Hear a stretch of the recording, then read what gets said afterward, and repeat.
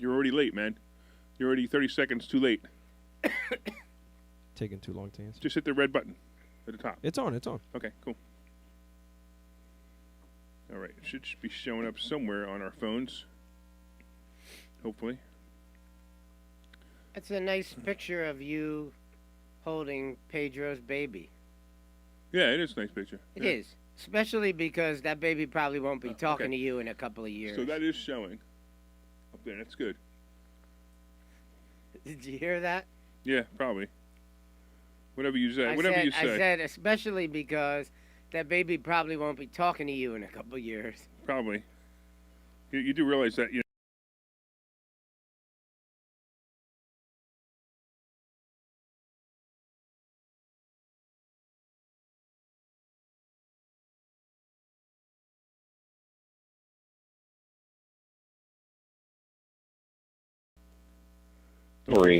They're not going to deal with the pain.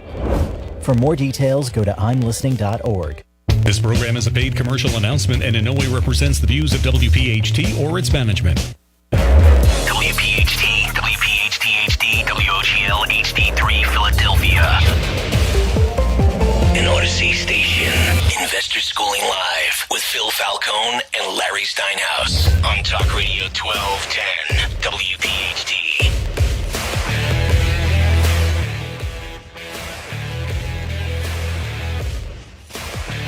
Good afternoon and welcome to Investor Schooling Live. Coming to you from Investor Schooling headquarters, I'm Phil Falcone here with my business partner, Larry Steinhaus. We are the founders of Investor Schooling. Get ready to learn real estate investing and stock option investing. Call us anytime during the show with your questions at 855-939-1137. 855-939-1137. That's right, we're a live program, so you can call us anytime during the show, and we will take your calls. Do not worry about what we're talking about, because we love to take your calls. Investor Schooling is located in Langhorne, Pennsylvania, serving the Philadelphia area in a real brick-and-mortar building. That's correct, we are local guys, accessible to our students, a minimum of 2 nights per week. Learn this business. That's the business of real estate investing and stock option investing from people who live it every day. Yo, Larry, what's happening? What's going on, Phil? So you came back to a brand new studio. Yeah, it's awfully nice. Are you excited about the brand new studio? I don't typically get excited about this kind of thing, but it is very, very nicely done. Are you glad that you can see me now? I would say that this studio looks like a better quality than the last one we were in. So, wait, but does it look better than the quality of PHT? That's what I meant. Okay, because Yeah. I agree. I think our studio looks nicer than their studio. It looks pretty awesome, man. Yeah, well, maybe we'll have to have those people down here, like Susan Paganos and Frank and Allie, come down here and actually see what a good studio should look like. Well- A studio where the co-host and the host can see each other. Well, the problem with that studio was, the biggest problem is a co-host that you're talking to can sit 4 feet away from you and you can't see him. That's right, because they had the monitors right in front of your like face. 36-inch monitors. I don't know how Dom Giordano and all those guys could sit there and have people in the same room with them. Well, we know that they can't see each other. Yeah, so we just want to make sure that we Right. have this conversation while Frank is sitting there in the studio right now listening to us, training his new engineer. Oh, and by the way, Frank might find it interesting to know that even the producer couldn't see us. Yeah, even the producer could. That's right, because he was on Right. the wrong I side. remember doing jumping jacks, trying to get him to look at me. Yeah, and in our studio, our producer, all we have to do is wave at him, and he could see us. And he's sitting right there. And everybody in the studio, I want you to introduce yourselves to Pedro. Pedro is our new in-studio producer, and we have a new producer, Sean, also in PHT today. So it's pretty cool. We have a new studio, we have 2 new producers, and we have Frank sitting in on the radio show with us. And hey, Sean, do me a favor. Send me a text message. Let me know if Frank's been laughing or if he's crying over this conversation, because I just need to know for the future. So My guess is he's upset, but he's not crying. Not quite enough crying. But if we keep messing with him, we might be able to get him to cry. we could always get in the conversation about Odyssey. Yeah, we could talk about Odyssey today. I think that's interesting. Yeah, you want to talk about Odyssey? Just I think let's talk about it right now. you want to do that? Okay. So All right. probably yeah, we're marketers. So first of all, go ahead, Phil. All right. Well, definitely marketing is a huge part about what you do when you're an entrepreneur, right? You have to have skills in marketing. You have to know how to name things appropriately and market those things in a manner for which people will be able to remember it. One of the greatest apps I've ever seen was called Radio.com. Radio.com. Radio.com. Who's going to ever forget that? Apparently, they want Philadelphia to forget it. Radio.com. So if you go to radio.com, you would assume that you're going to have radio.com, and that would be the radio station, right? Right. You would think that is an amazing name for an app. I would think so too. And now it's called radio.com, and you could get any radio station that's affiliated with that company, which was a lot. But then they changed the name to, is it autoimmune disease? No. Audacity. Audacity? Is it Audacity? Automated City. I know what it is. It's Odyssey. I can't remember now. What does Odyssey mean? What does it mean? It means that the guy who created it means that there's somebody in. I guess it's Odyssey.com now is the name of the company, or Odyssey, whatever. It's somebody in that company who probably won't have a job for after 6 months. Well, look, we probably shouldn't keep talking about this because I don't need another phone call No, right? getting in trouble about something that I said or implicated slightly. All I know is we just built this $50,000 radio studio, and we're about to be thrown off the air because we're making fun of Odyssey. By the way, even if we did make fun of Odyssey, we still are on 10 other stations. That's true, right? But Odyssey takes care of us. They do. They're so good if you want to give people our podcast, we're also on Spotify, but we're also on Odyssey.com, AUDICY.com. And if you haven't heard how to spell Odyssey at least 17 times on PHT during the week, because radio.com, everybody knows how to spell that, but Odyssey, you don't they don't. really need to tell people how to spell radio.com. Right. That's actually a really good benefit of it, right? Like almost, Forrest Gump knows how to spell radio.com. All right? Hey, Pedro, do you know how to spell Odyssey? He's shaking his head yes. Yeah. And then no. And then no. Yeah. All right. Well, at least I know that Frank found it funny because John did text me and say that he's laughing hysterical. Yeah. All right. So what are we here? We're not necessarily here to make fun of Odyssey, are we? We're here to make fun why don't we get into some of our topics today? Would you like me to run through them? Why don't we do that? Yes. All right. So first of all, we wanted to talk a little bit about we're on 10 stations now, featured in 72 shows a month and 18 shows a week. How about that? That's pretty awesome, man. It's not bad, man. That's and guess what? It's just the beginning. Because we are going to blow this thing up. And I mean blow it up. Not the way Odyssey blows up radio.com. In a good way. Okay. We're also going to talk about what is a clean and sweep. And that's a topic we like to talk about from time to time. It's one of our favorite kind of deals. Are cap rates the best way to value a property that you're buying? We're going to discuss that. And if you're a realtor or a real estate investor, that's a topic that you definitely want to listen to. Does cold calling work? Is the vacation rental business still good? And we're going to end our show with the stock option Sultan giving us his picks of the week. Now, if you want to listen to a segment that will actually make you money on Monday, real money, you want to listen to the stock option Sultan, which comes up in the last 10 minutes of our show. Now, we also want people to call our show at any time at 855-939-1137. That's 855-939-1137. But if you're shy and you don't want to call the show, you can send your questions to info@investorschooling.com. That's info@investorschooling.com. And today we got a question. And the question is, what is the best way to learn from you guys? All right. So you ready for the answer? Sure. It's funny. You and I get the same thing. We get people who will reach out to us on Facebook. Hey, Phil. Hey, Larry. Can you tell me how to close this deal or how to buy this property? Or, hey, I've got an ARV of $100,000 and I'm buying the property at $30,000. I'm putting in $30,000. Is it a good deal? And we honestly just don't have the time to answer every single one of those messenger questions. No, especially because you have to ask them 3 more questions Right, before you can even answer the question. Right. So what we will do is we will actually have you come to our class Thursday night for free. Is it free or complimentary? I still never get this right. The first one is free. The first one's free. Okay, if you behave yourself, right, we might invite you back to another class, and the second class is the complimentary class. Right. So they could come to a free class this Thursday night, which is 4 days from now if you're listening to the live broadcast, or 2 days from now if you're listening to one of the repeats, or possibly even yesterday if you listen to another one of the repeats. But wait, there's another Thursday, so it's okay. So, so on Thursday you'll come, and by the way, we are also in California. We're also transmitting in California. So anyone who hears us anywhere, we have Zoom classes, and our Zoom classes aren't just like, the box with a bunch of people on it. We actually put together a professional presentation on Zoom that you'll be able to be like you're in the class and ask questions, do everything that you would normally, and we could even bring you in on the Zoom. So if you're listening to our voice, you could go to investorschooling.com, and you absolutely could register right now for a class in person or a class via Zoom. They are exactly the same, so don't worry about that. And we're going to also have we have a lot of fun. I'm telling you, if you've never seen one of our classes, you just don't know how much fun this really is.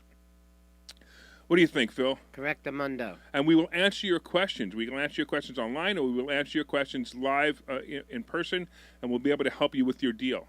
And we have people. Look, we tell people all the time that the cost of our classes is less than your first mistake. And I promise you, it really is less than your first mistake. I've seen people make some major, major mistakes before they come see us.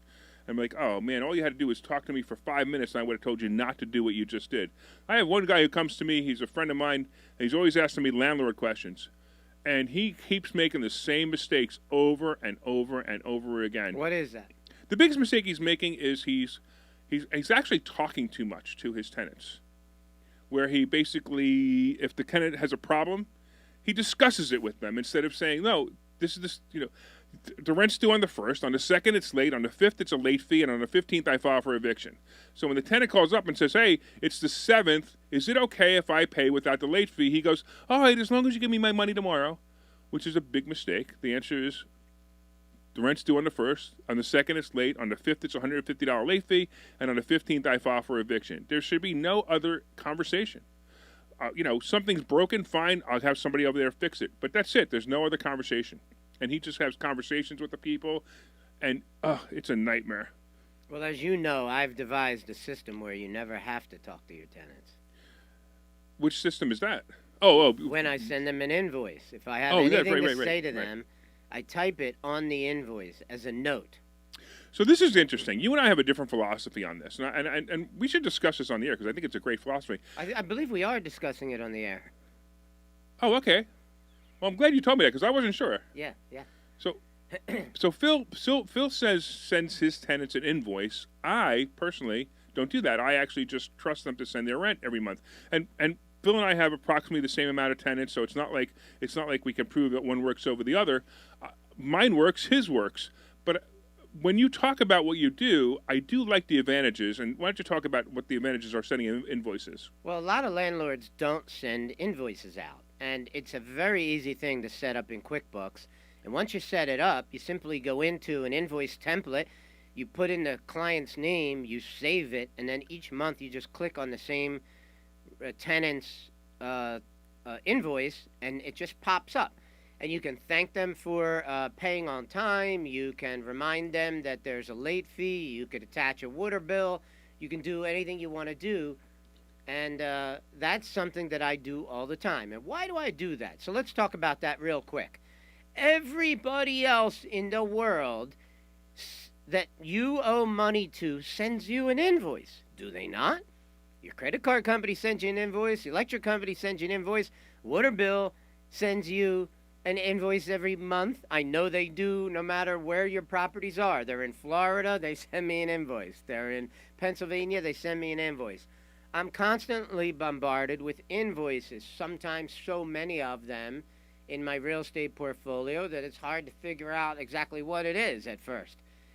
But the reason I send invoices to my tenants is because I know that everyone else that they owe money to sends them an invoice. And I do not want to be the only guy who doesn't send them an invoice.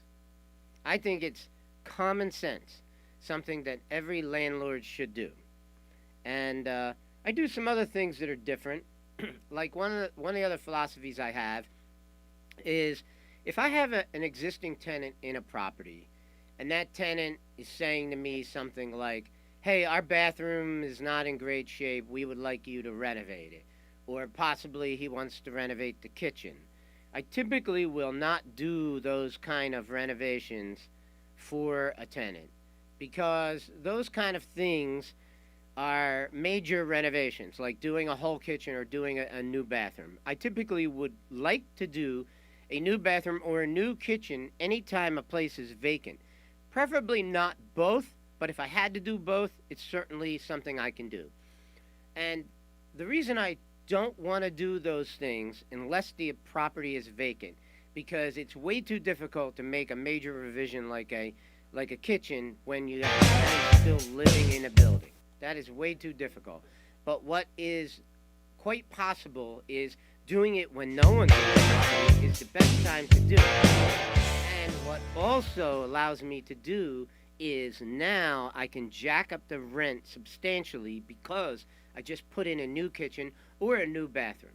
And why is that important? Because now I can justify the expense.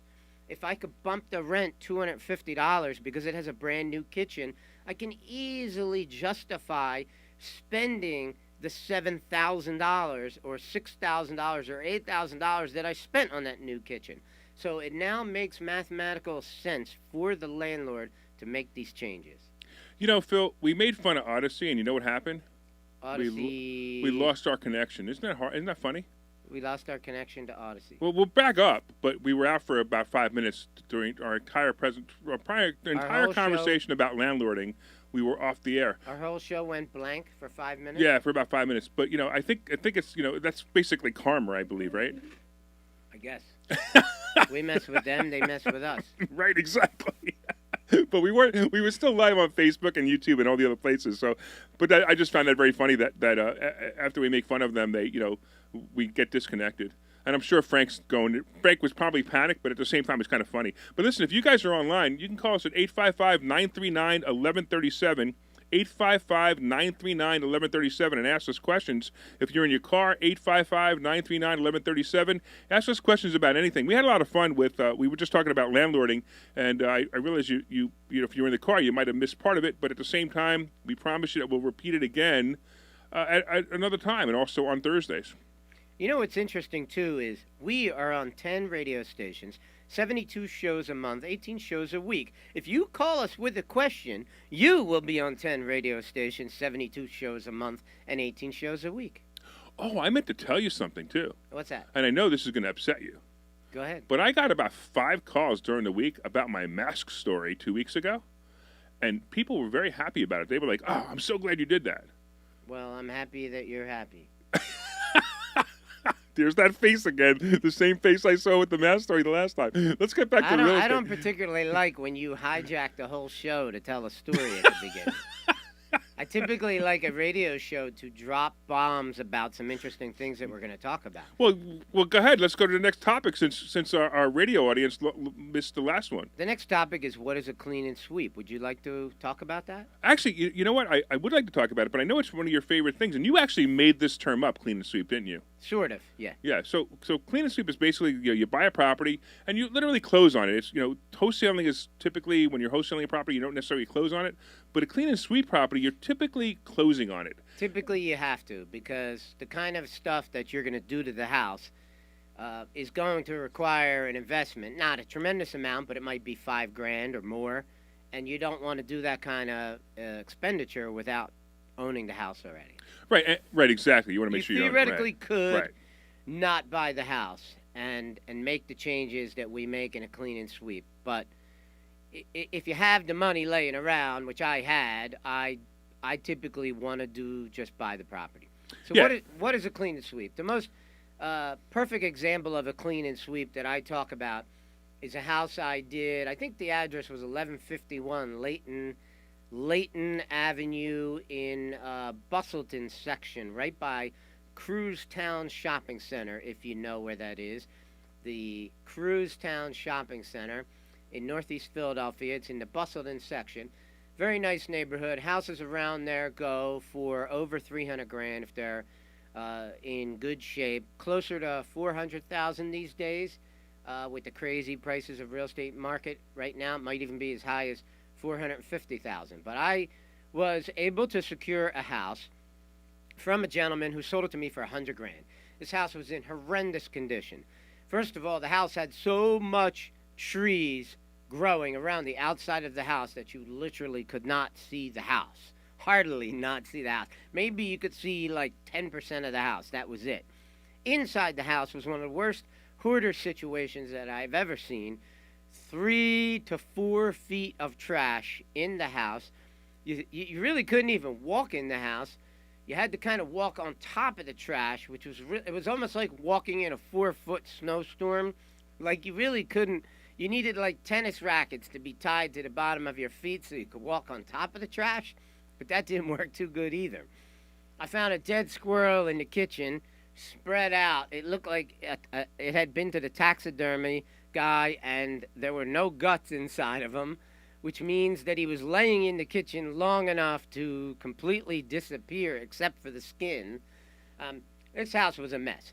We got something like 5 40-yard dumpsters to clean out all the trash from this house. Took 3 guys to do it, coming back to the house every couple days after they picked up the next dumpster, the next dumpster, the next dumpster. That's how we got rid of all the trash inside the house.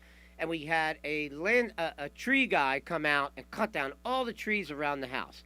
So these was the only changes I made to this house. I bought this house for $100,000. The only changes I made to this house were cut down all the trees around the outside so you could see the outside of the house, and get rid of all the trash inside the house so you could actually walk around the inside of the house. All I was trying to do was to clean and sweep the house to make it look in a manner for which somebody could see the entire house and make an intelligent decision about whether or not they wanted to buy it. So I bought this house for $100,000. I put it up for sale. I don't remember what the original number was. It might have been like $135,000, something like that. It ended up selling for $172,000 on the MLS. And this is a house that I never really renovated. Total amount of money I spent was like $2,000 to the tree guys, the dumpster cost, which was a couple grand more, and paying the guys to fill up the dumpster. So, I mean, ballpark, I had about $5,500 into it. And I made a profit of $68,000 in 34 days. That's pretty good, man. I like it when you make that kind of money. Who doesn't? Yeah, it's fun. Right? So, you know, the real estate market is crazy right now. But don't think that you have to fix up every single house. You don't. There's plenty of people who would buy a house. Did I sell to them at a discount at $172? I mean, not really. Not really, but that's what happens in today's market. People just keep bidding, and you can get extreme numbers. It's not going to last forever, people, but if you come across a house where you can make minimum changes but have a maximum effect on the sale price, that is what I call a clean and sweep. So here's a you reminded me of a deal that we did together. Actually, we did it together with a student, where we bought the house, we put it under contract, we bought the house, and our intention was to renovate it. We actually had a quote to have the property renovated. I think we paid $260 for it. I can't remember. I think we paid $260 for it, or $230 for it. No, we paid $230 for it. And the quote was $70,000. 70 or $80,000 to renovate it, exactly right. And we thought we were going to sell this thing for maybe $410, $420 when we sold it. But we tell you as our students, we tell our students that when you buy a property, the second you close on it, even if you intend to renovate it, just put it on the MLS for something you would sell it for. So I think we paid $230 for it, and after closing costs, maybe out of pocket $250, not even $250, $240, and we put it up for $300,000, saying, okay, look, we'll take a $60,000 profit overnight if it happens. It turns out that there was a bidding war on this property. We ended up getting $350 for it. We made over $100,000 in 4 days. And we didn't even expect it to sell for that number. We didn't even expect it to sell for $300,000. We just put it up saying, "Yeah, we would take it." And somehow there was a bidding war on it, and it was the greatest thing ever. We made over $100,000 on it in seconds, in 4 days literally, and it was fantastic. It was just easy. So that was another one that we made some money on. You're right. That was a clean and sweep because we never really renovated it. Did you do any minor things to it? I didn't even move. I didn't even, after we closed on it, I know I was in charge of it, but after we closed on it, I didn't even go there to open the door to see if we wanted it or not. Right. We had a lockbox on it from when we put it under contract. We asked them to put a lockbox on to have our contractor go through. That same lockbox, in fact, I sold the property, or we sold the property. I was a trustee on that one, but we sold the property, and I told the real estate agent to just keep the lockbox. Well, I do that too sometimes. I'm not driving to Brigantine Right, to get exactly, a lockbox. right. I'd rather go to Home Depot and just buy 3 of them, Right. and I'm good. Right. It Yeah. wasn't worth it. It wasn't worth it to pick up the lockbox. Right. I just did that with the house I had in New Jersey that I was selling. Yeah. Right. I'm like, I'm not going back there for the lockbox. Yeah, exactly. I leave lockboxes all over the place. Yeah. Hey, by the way, if you're in the car and you want to give us a call and talk to us about anything, 855-939-1137. You can talk to us about real estate. You can talk to us about stock options. You can talk to us about taxes. You can talk to us about if you're worried if Biden's going to cost us too much money. 855-939-1137. You want to go to commercial? Let's do it. Let's go to a commercial.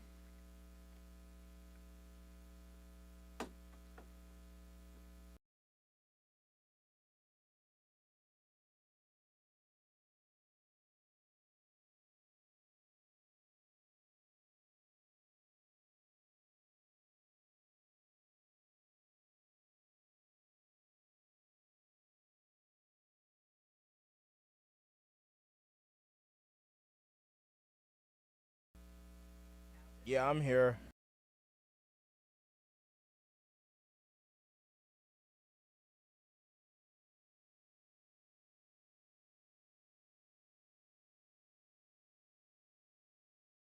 Supposed to be listening to a commercial, but it's cool. They're schooling. Here he is. All right. Keep going.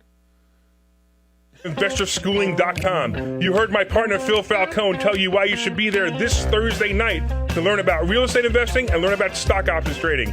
We're telling you right now you will make more money than you've ever made in your entire life if you learn these 2 skills. Be there this Thursday night at 7 o'clock in our Langhorne headquarters. Go to InvestorSchooling.com.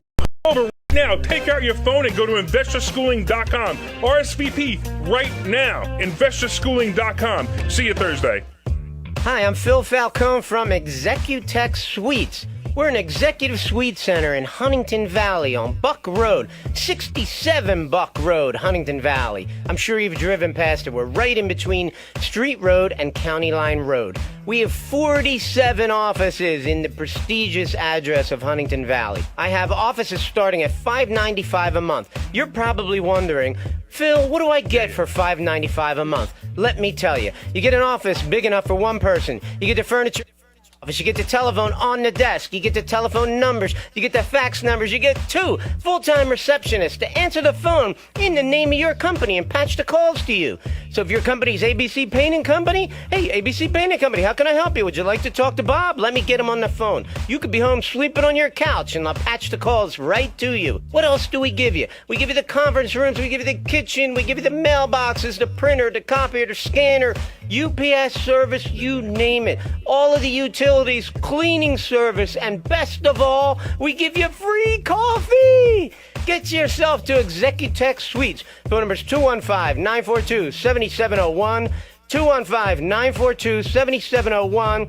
ExecutechSuites.com. Hey, it's Larry Steinitz from InvestorSchooling.com. Hey, listen, one of the things we teach at Investor Schooling is stock options.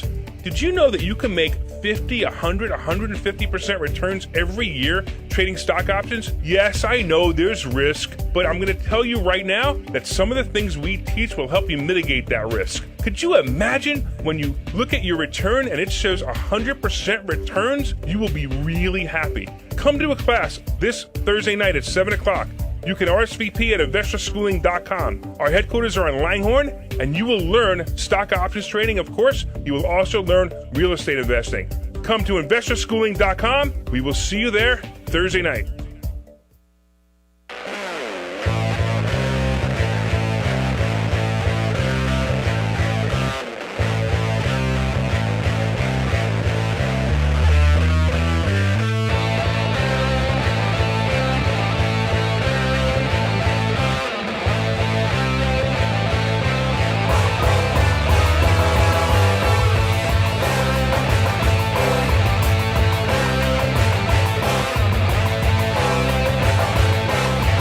Guys, you there? Larry. Investor Larry, Schooling you guys Live. there? How funny is that? We're Hello? getting, we're still getting the comments music. Challenges today, challenges. All right, there we go. Are we back? I think we're back. By the way, if you are in your car, you give us a call at 855-939-1137, 855-939-1137. So we're having some interesting challenges today, and nothing that we can't handle, but it's just kind of funny that we have a new producer, we have a new producer in office, we have a new producer of PhD, and we have a new studio. So please excuse us for some of the technical glitches that we're having today, but we're having lots of fun. Are you having fun, Phil? Yeah, we'd be having more fun if there wasn't so many technical glitches. Well, how they have the audacity to give us. Oh, is it or the Odyssey? How do you spell that? Audacity or Odyssey? Audacity. I don't know, whatever. They have the audacity to give us problems today. Isn't that terrible? Yeah. All right. I remember when they changed the name to Odyssey. And I remember when they changed the name, they sent me this email telling me to get ready to be excited. Yeah. And then I don't know, whatever. And it was so exciting it sounded like this. Ow, that hurts my ears. Did it hurt yours?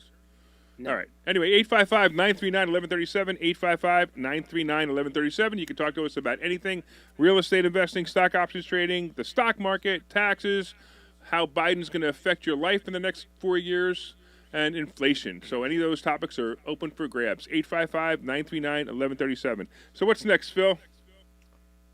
Well, we got a question about cap rates. Are cap rates the best way to value a property you're buying?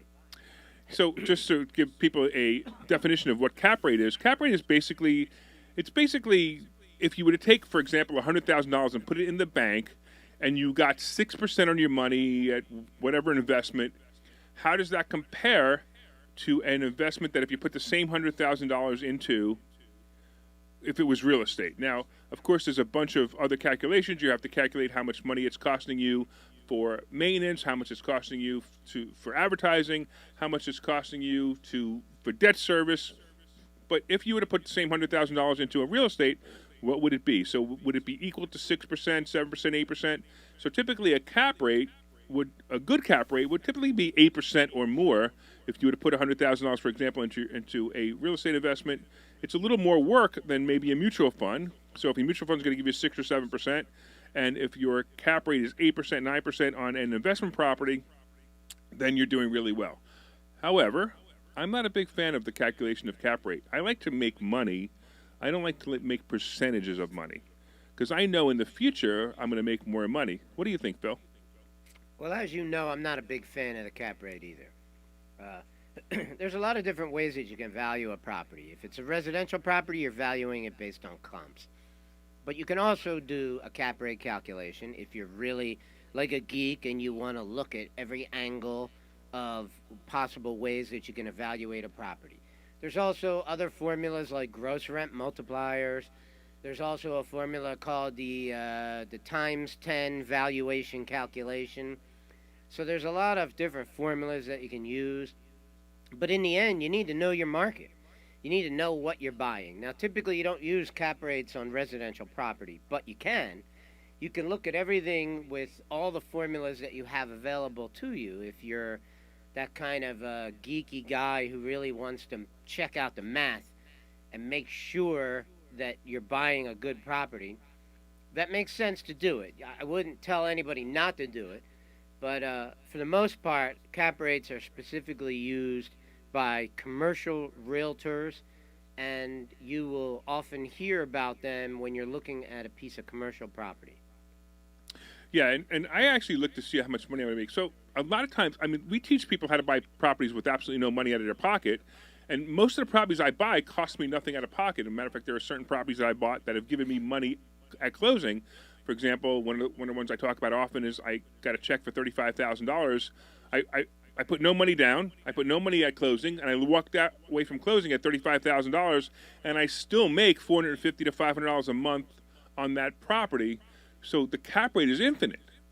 If I'm making $450 a month and I pay nothing, my cap rate is infinite. So I can't Or is it zero? I don't even know if it's zero or infinite. I don't know which side it is. Why don't you explain one of the deals, like one of your better deals that you got paid to buy? Yeah, so this was a perfect one. This is one of my favorite ones. Is again, I went down. I spoke to the seller. I got the property under contract for $60,000, knowing that the property completely renovated would probably go for about $130,000 to $150,000. I borrowed from a private lender. I gave him no money down, no earnest money deposit. I went to closing. I borrowed money from a private lender who gave me $100,000, and they said, and at closing I got a check for $35,000, which actually most of the repairs didn't even cost me $35,000. It probably cost me $25,000 to repair it. So I actually, even at the end, still put the $10,000 into my pocket. I also now get about $450 to $500 a month in profit every month on that property after I pay my debt service and all of my other expenses. So I created money out of thin air. And I often do this. I often create money out of thin air. We often talk about it in class, how it happens. And then there are people who come to us, and just so you know, if you're listening, people who come to us and they say, hey, you know how to do that. How can I do that? I'm like, well, we're going to teach you how to do it, and you have to believe it can be done. Well, you'll definitely believe it if you become a student here, because you'll hear enough of them over time that you'll totally believe it. But I can understand it that you might not believe it when you hear it on the radio or if you just heard it on a YouTube video or something. But trust me, we can do it. Yeah, I'll show you. I will show you the settlement statements. I have no problem with it. And look, We're not transparent. every deal is one that you get paid $35,000 on. But like, hey, I just did one in East Nyerton, and it's a house in very good condition. I had to do almost no work to it. But one thing I had to do was the guy was $15,000 behind in his mortgage. And I had to put up the money to make that happen. But I had the money. I was perfectly comfortable doing it. If you think about it, he's $15,000 behind in his mortgage. I pretty much put up the $15,000 to bring him current, right? But now I have $15,000 worth of equity in the building. So you could say it cost me $15,000. It did cost me $15,000 of actual money. But now I have $15,000 worth of equity in the building, and I'm making $600 a month on the cash flow. So, I mean, I was buying it because it was a good house. It's one of these houses that has this huge concrete base to it with brick walls coming out of this massive 3-foot wide concrete basement walls. And it's one of those houses, like, if you're familiar with, say, the Parkwood section of Northeast Philadelphia, a lot of those houses in that neighborhood are built that way. Those things are going nowhere. They don't age. Okay, the windows will age, the shutter will age, and the roof will age. The concrete walls and the bricks aren't going anywhere. And these houses are like fortresses. I mean, they'll probably outlast a nuclear bomb, provided it was dropped far enough away. All right? Will that decrease the value? No, actually it would increase the value, because if a nuclear bomb was dropped in some place like Baltimore, for example, all those people from Baltimore would need to come up to Philadelphia to buy houses, which I could sell at a premium. Well, think about it. Tell me, am I wrong? No, I think you're right. If tens of thousands of people lost their homes, wouldn't that drive the prices up? Well, I just want to know, if a nuclear bomb hit, would people still be buying real estate? Well, those particular people wouldn't be buying real estate. But the people who live on the outskirts of where the nuclear bomb went would want to leave the area. Did you know that in Chernobyl, the nuclear levels are way down? Well, it's about time. That was, about 50 years ago? Yeah, but I don't think it was that much. Have you ever watched that the movie, the HBO movie about Chernobyl? No, but I did see some documentaries on Chernobyl, and they found that all the animals are thriving in there. That's interesting. That they don't have 3 heads, everybody expected. They're actually thriving. The radiation didn't affect the animal population at all. Maybe in the beginning it did, but now it's not. One thing that's interesting about Chernobyl that you can learn about real estate from is, so what happened in Chernobyl, they totally abandoned the area, right? And they just left it be. Right. And it's amazing that you would think like buildings and bridges would outlast nature. But it doesn't. It doesn't. Concrete gets destroyed by trees. By weeds Yeah. coming through the concrete. Sure. And if you don't paint a bridge, it rusts and completely falls apart after maximum 75 years later. It falls apart. It becomes useless. So in 50 years or whatever it's been since Chernobyl happened, you can actually go to that area and realize that if a planet was populated by humans and then something like a pandemic killed all the humans, there would be no sign of the humans ever being on that planet after about 75 years. Pretty cool. Hey, listen, we got a caller, man. We got Pete from South Philly. He wants to know about finding housing. What's going on, Pete? Hey, good afternoon, guys. Awesome show as always. And Mr. Falcone, there has piqued my interest when he spoke about finding a house there that was behind, the guy was behind in his mortgage. Now, how do you find those type of houses or properties where someone's behind their mortgage and you bail them out and maybe you can make a deal? How do you find those things? It's pretty easy. You go to a company that sells a list. If you're unaware of it, there are many companies that sell a list of anything that you want to buy. You could put together an extremely specific or an extremely generic list of questions. And for example, if you wanted to know who was in pre-foreclosure, all pre-foreclosure really means is that somebody's missed a mortgage payment. I believe it actually goes on to pre-foreclosure when they hit the Act 92 notice. I always forget about Act 92 or 93 notice, which means they're 3 months behind. Well, if you deal with short sale companies, they actually don't even require you to be delinquent on a payment to be willing to accept the deal. Yeah, that's another issue, sure. So I think it's a broad topic. I don't like the definition of what is a pre-foreclosure. It really just means that somebody who is missing a payment or even about to miss a payment, right? You can buy a list of people who are struggling to make their house payments, and then you buy that list, and then you could cold call those people. You could send them a postcard. You could send them a letter with the hopes that one of those people is going to call you for help. And what would an investor want to say on such a postcard or on such a phone call? I'd say, hi, I understand that it's come to my attention that you've missed a couple of mortgage payments, and there may be some options available to you that you're unaware of. Could I book an appointment with you and come out to your house to talk to you about some of those options? And you can learn about what those options are at a place called Investor Schooling this Thursday night at 7 o'clock. And are we going to see you there, Pete? I love to. I got to get away from the crazy house and the kids and wife. Let me ask you one more follow-up then with Sure. that. Is it legal? I'm not sure. I'm not sure about different states, but is it legal to hold the note to a property that's in pre-foreclosure, like offering to buy out their mortgage and you carrying the paper on that property? It's not only is it legal, it's something we teach. So we teach you how to buy notes from mortgage companies. So sometimes a mortgage company doesn't want to deal with it. Let's say the person owes $100,000 and you're like, you know what? It's easier for us to just sell this note to somebody for $60,000, for example, and just get rid of it and not deal with it because we're going to lose $40,000 between lawyers' fees and this and that and the other thing. So we're just gonna sell the note for $60,000. Now all of a sudden you own the note, and it's up to you to try to figure out what you want to do with the note. There's certain things you can do. One is you can foreclose on a property, which, believe it or not, is actually the worst thing you can do. You can negotiate something with the owner of the property and say, listen, your normal payment was $1,000. Why don't we modify your payment to $700 and bring you current, or say, hey, listen, we're going to make you current and just start making payments from here. There's so many different ways to do that. Buying notes is a fantastic way to make money without owning the real estate. So yeah, I would absolutely try to do that. I'll tell you what I'd like to do for you, Pete.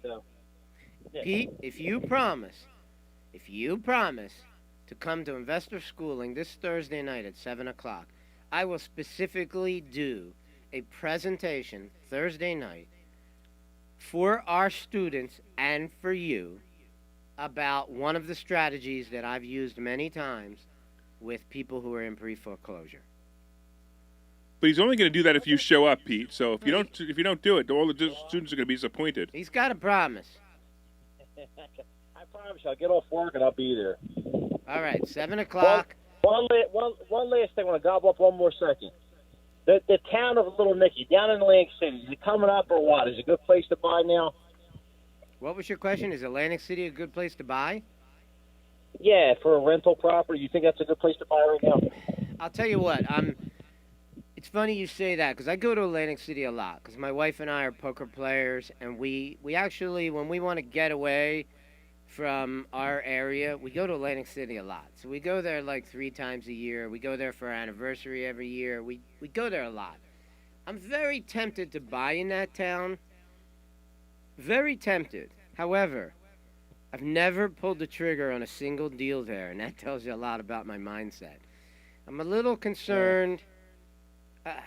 I wish, at one point I thought the town was headed for total death, but it somehow found a second wind and survived, all right? And, you know, the new giant hotel that has the golf ball on the top of it, what's that one called? I'm not sure. It's right on the beach. I thought that place was headed for total death. And then Trump, what used to be the Trump Taj Mahal is now the Hard Rock Cafe. And the Ravel was the old casino, and now it's called something else. I can't remember the name. And they're thriving. And I actually stayed there during the weekend of the Super Bowl because that's my anniversary weekend. So I go there every year. I should be able to remember the name of a hotel I go to every year, but apparently I can't. You were busy. It was your anniversary. Well, of course. I had a lot of business to take care of, not the normal kind of business. And then you played poker, too. Yes, of course. So, you know, Atlantic City is tempting. I definitely see some opportunity there, but it also concerns me a bit. It's Yeah, I hear what you're saying. And AC always has a way. And I used to go down there in the late '90s, early 2000s, which it was a great time. I'm sure you know, great time. Hosts give you anything, they give away anything, you tickets to anything. It was a great time. But it just somehow always finds a way to rebound, I think. And I know it's very corrupt. Property taxes are high relative to other cities, but yeah, I know I'm getting a lot of feedback, especially out of the African American community, about a lot of hype and a lot of excitement. Maybe it's over the CBD thing. They're talking about building little, making like a destination spot for that kind of stuff. It's not my bag, but I'm getting a lot of chatter about it coming up. So I might take a plunge. But listen, guys, keep up the great work. I love listening to you. all right. Thanks for the call, Pete. All right, what's next, Phil? What's next? Why don't we talk about cold calling? You know, I like that. I saw that topic was on here. I think that's a great topic about cold calling to try to get properties. Have you ever spent any significant funds trying to do cold calling? So this is interesting. I am a very good cold caller. Every business I've ever been in, I was very good at cold calling. I've never done cold calling to buy houses. That's interesting. Isn't it, though? I mean, it's pretty cheap. I mean, and it's an effective way to make stuff happen. Like, I'll just give you an example. Like, I recently bought a list of 5,000 mobile home parks in Florida. We have found many potential opportunities down there. That's awesome. By cold calling people. But for whatever reason, some of those deals haven't panned out the way I hoped they would. Remember I told you Right, about the yeah. deal that I did? I did get back all my deposit money. Oh, you did? Okay, I so did. she's done. She doesn't want to sell it to you anymore. She started like she wouldn't give us the leases, she wouldn't give us a bank Right. statement, she wouldn't give us the tax returns. She started to have a behavior that I would describe as crazy. Mhm. And I thought to myself, do I really want to have to be dealing with this woman month after month? I was a little concerned. And then she started wanting to change the terms of the deal.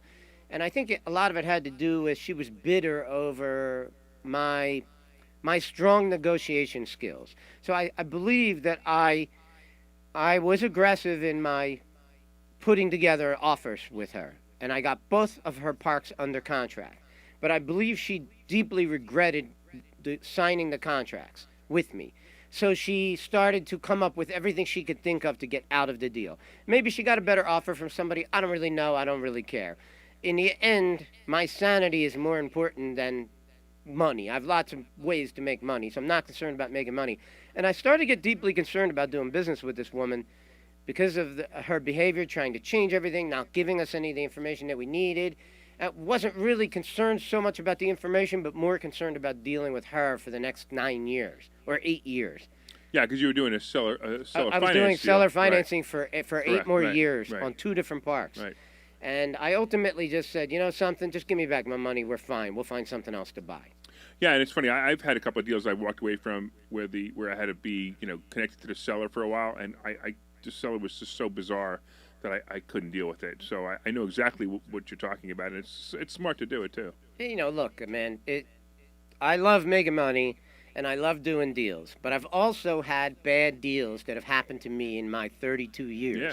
And most of the time when there's a bad deal, it's somebody on the other side of the table that's a little bit cuckoo, all right? Or bizarre behavior or something that doesn't make any sense to me, whatever they're trying to do. I don't know that her biggest problem was that I out-negotiated her. I can only believe that because it's the only explanation I can come up with. And it is what it is. And I don't have any qualms about it. I'll just move on. There's Yeah, that's always great. another deal. Sure. Yeah, sure. Yeah, so by the way, if you have any questions, 855-939-1137, 855-939-1137. You can call, and even if you're calling and the show is not live, we will try to answer the phone. We get a lot of calls during the week. We'll try to answer the phone. You may even be able to get me, and I'll be able to talk to you directly. I'm Larry Steinhaus, and of course, I'm here with Phil Falcone, I can't even say it the way you say it. How do My you say it? business partner. Is that like the B? We don't want to be thought of as partners. Yes. That usually means something else But in wait, today's but it is Gay Pride Month, so It is? Are you okay with that? I didn't know that. Yeah, you didn't know it was Gay Well, Pride Month? in light of Gay Pride Month, will you be my partner Yeah, this I'll month? be your partner for Gay Pride. There you go. You're still a little short for me, but I'm okay with it. Well, there could be advantages to that. I just thought about that. Wait, we're going off on a weird tangent right now. Okay. Why don't you want to get into the stock option Sultan picture? Yeah, let's do it. Okay, all right, hurry, here we go. Stock option Sultan.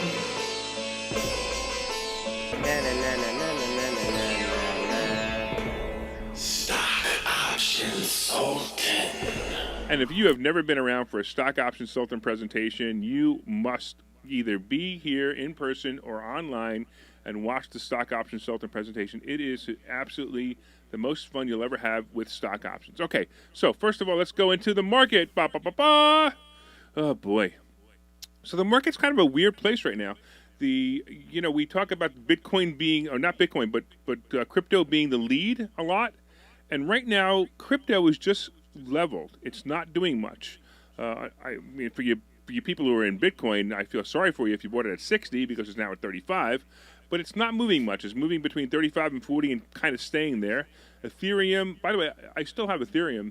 I told you I bought some just for the fun of it. Mm-hmm. So I have about 6 coins total of Ethereum, and it's kind of fun to just watch it. But it's not really a major investment. I have a really weird thought about both Bitcoin and Ethereum. You know, like how when we buy stocks or stock options, there's a bid and an ask. So you would bid a certain amount of money and you would ask a certain amount of money. When I bought Ethereum, the few times I buy it, there is no bid and ask. There's a price, and that's all there is. So I don't understand how they come up with that price. Well, I mean, isn't stock traded on a bid and an ask that are sometimes only 1 penny off of each other? Yeah, but that's fine. There's only 1 penny off of it, but at least I have the choice that I could put in a bid price or I could put in an ask price. And again, if you're a crypto person and you could explain this to me, I'd love to know. Well, I'm not much of a crypto guy, but I don't understand how there's no bid and ask in crypto. There's just the price, whatever it is today, is what it is. So why not just drive the price up by just saying make the number up?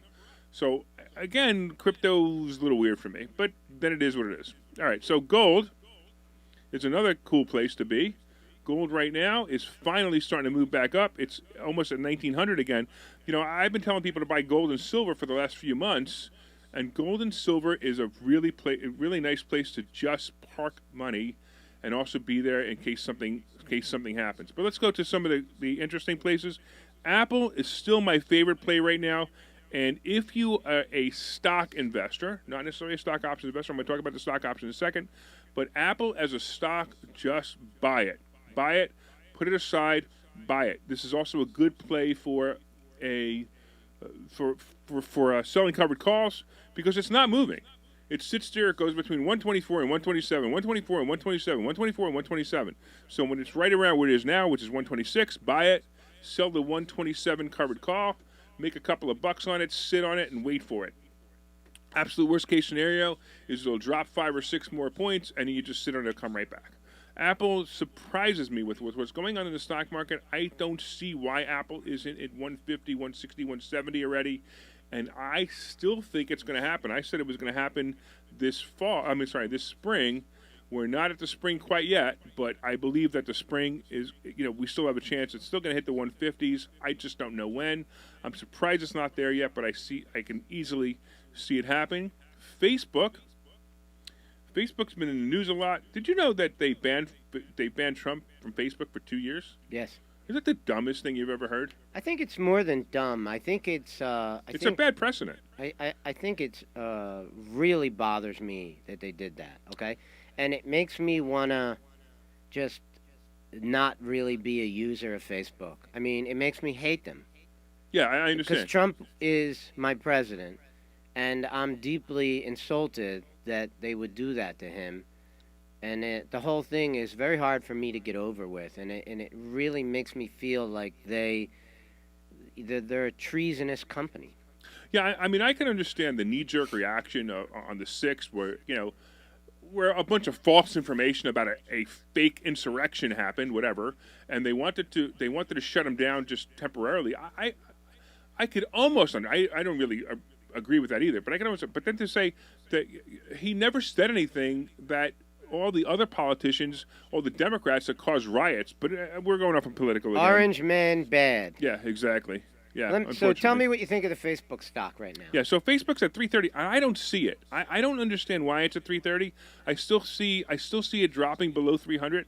As a matter of fact, I have a alert set for 297. When it's 297, I'm going to buy calls, but I do have a put on it.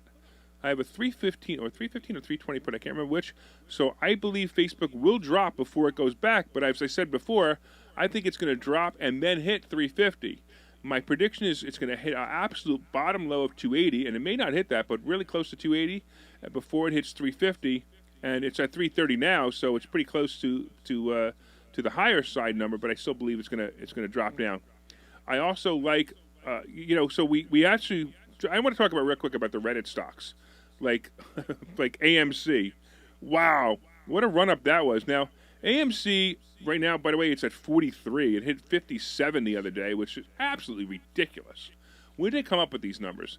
But I was having a little bit of fun. I wanted to see what the December put for AMC was for a $10 strike price. Now, a normal stock, if you have a 57 at the time when I looked at it, or 55 I think it was when I looked at it, a normal stock, if you were to go to a $10 put for 6 months from now, it might be 2 cents. It might be 2 cents. It might be 10 cents at most. It was $2. So I was shocked to see that the December put was $2. It basically says that everyone knows that this stock is going to tank, and and that's clearly what it is. But we stay away from the Reddit stocks. We've been burned on a couple of them, and most people get burned on them, and I would stay away from them. That doesn't mean that you should, it doesn't mean that if you want to throw some money at a Reddit stock, go right ahead. But at the same time, we don't play to gamble. We play to win. So I'm not a big fan of the Reddit stocks, AMC and GameStop. I would stay away from them. Do you have something you want to talk about? Yeah, I want to ask your opinion on the market in general. I'm getting a lot of information being sent my way about a potential crash that's coming. It is. And what's your thoughts on that? So there is a potential crash coming. Right now we're in a range again. So as stock options traders, we're in a really good place right now. We're in a range, and now we just need to start picking the ranges of our stocks. And we teach you to pick 6 stocks and the ranges of the stocks. And the ranges are there. So I like the idea of Facebook. Facebook, again, is going to drop. Apple's fantastic. Alibaba at 220 is a beautiful play. I'd like to see it go lower before I buy some more, but I think Alibaba will hit 250. I think AAL, American Airlines, 25. Again, it's in a good range. I'd like to see it at 22. CCL 25. All of these are great numbers. All right. All right, so if you're interested in being a sponsor on this show, you can contact us at info@investorschooling.com, info@investorschooling.com. And we would love to have you be an advertiser on our show. We are out of here. This program is a paid commercial announcement and in no way represents the views of WPHT or its management. Hey, Frank. Or Sean.